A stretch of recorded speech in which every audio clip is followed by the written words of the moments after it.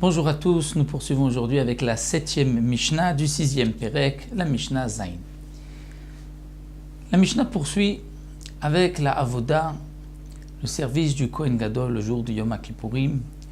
Une fois qu'on a terminé avec le Seir HaMishtaleach, le bouc qui est jeté de la falaise, le bouc la Azazel, ici la Mishnah nous dit Balo, c'est-à-dire que le Kohen Gadol a donné le bouc à celui qui allait le jeter de la falaise. Donc il est parti, comme nous l'avons vu, il a un long chemin de 12 km à peu près. Et donc juste après, le Kohen Gadol se rend Etzel par Vesaïr Anisrafim. Il retourne vers le taureau et le bouc, ces korbanot dont il a fait rentrer le sang à l'intérieur du Kodesh HaKodashim, il a aspergé à l'intérieur, ensuite sur la parochet, ensuite sur le Mizbeach. Il faut maintenant s'occuper de la suite du sacrifice.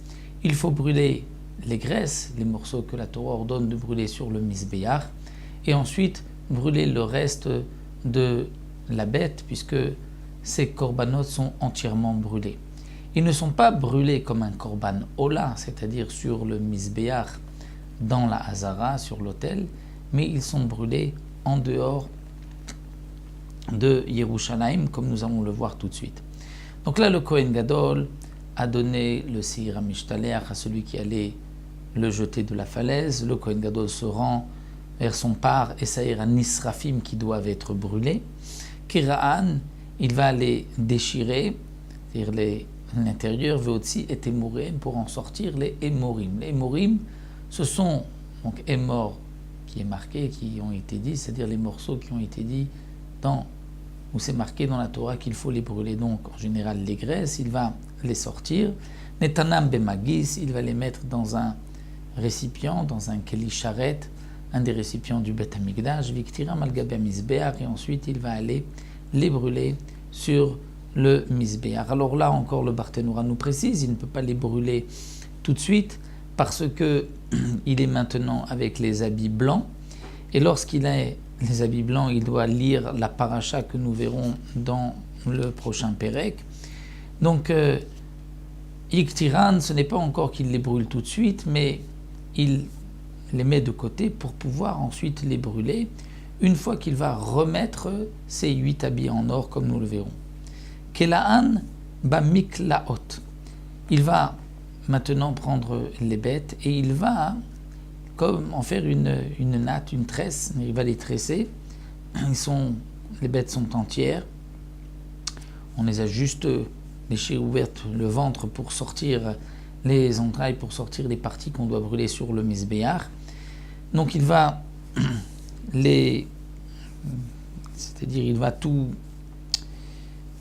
les tresser, si on peut dire, ces bêtes-là. Avec donc tout ce qu'il a, il y a la peau, la chair, et il va les sortir, Votsian, les bêtes à Serefa, c'est-à-dire en dehors du Yerushalayim, à l'endroit où on doit brûler ces korbanot. Étant donné que on a aspergé le sang à l'intérieur, la Torah nous dit que tout korban dont on asperge le sang à l'intérieur du Ohel Moed devrait être brûlé en dehors des 3 camps, donc en dehors de Yerushalayim, ce qui est le camp le Machane Shechina, Machane Lévia, Machane Israël. Normalement, un korban khatat ne doit pas être entièrement brûlé. Il y a une partie qui est mangée par les kohanim, bien que le par et le saïr ici sont 2 korbanot khatat, mais étant donné qu'on va asperger le sang à l'intérieur, on devra les brûler. La Torah nous dit aussi que les korbanot dont on doit brûler la chair, la peau en dehors des 3 camps, vont rendre impur l'homme et ses habits qu'il porte sur lui, celui qui va les brûler. Et donc la Mishnah pose la question, mais Matay Betamim Gadim, à partir de quel moment les habits de celui qui va les brûler, donc du Kohen, seront impurs? Meshietsu Chutz Lechomat Hazara, à partir du moment où ils vont sortir de la muraille de la Hazara, même, c'est-à-dire de l'enceinte du Bet Hamikdash. Rabbi Shimon Omer, Meshiatzi Taor Beruban. Pour Rabbi Shimon, c'est une fois qu'on aura mis sur le feu et que le feu aura pris dans la majorité des morceaux, c'est à ce moment-là que ce que nous dit la Torah, va soref, même celui qui débrûle deviendra impur. Donc là, nous avons une machloket, et elle ressemble un petit peu à ce que nous avons vu, la machloket précédente, concernant le Seir, la Azazel, que là aussi, celui qui s'en occupait allait devenir impur, lui et ses habits. Nous avons une machloket à partir de quel moment? Est-ce qu'à partir du moment où il sort de la muraille, cette fois-ci de Yerushalayim, ou à partir du moment où on le jette? Donc là encore, nous retrouvons une autre machloket concernant le bouc et le taureau qui vont être brûlés en dehors des trois camps.